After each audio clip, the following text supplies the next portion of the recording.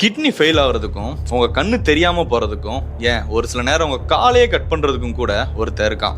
அவன் தான் diabetics. Sugar சாப்பிட்டா டயாபெட்டிக்ஸ் வரும்னு தெரிஞ்சிருந்தோம்.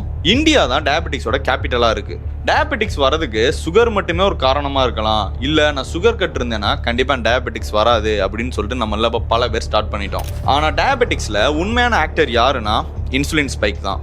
இந்த இன்சுலின் தான் நம்ம உடம்புல இருக்கக்கூடிய சுகர் லெவலையும் சரி குளுக்கோஸ் லெவலையும் சரி மெயின்டைன் பண்ணுறதுக்கு உதவுறது. Maida, white bread, cool drinks, packet food item, ஏன் ப்ராசஸ்டு ஃபுட்லாம் கூட இன்சுலின் ஸ்பைக் ஆகிறதுக்கு ஒரு காரணமாக இருக்குது. நம்ம சுகரை கட் பண்ணிட்டா ஃபியூச்சரில் நம்ம டயாபெட்டிக்ஸ் வரதை நம்மளால் கண்ட்ரோல் பண்ண முடியும், தடுத்து நிறுத்திடலாம் அப்படின்னு நினைக்கிறது ஒரு முட்டாள்தனங்க.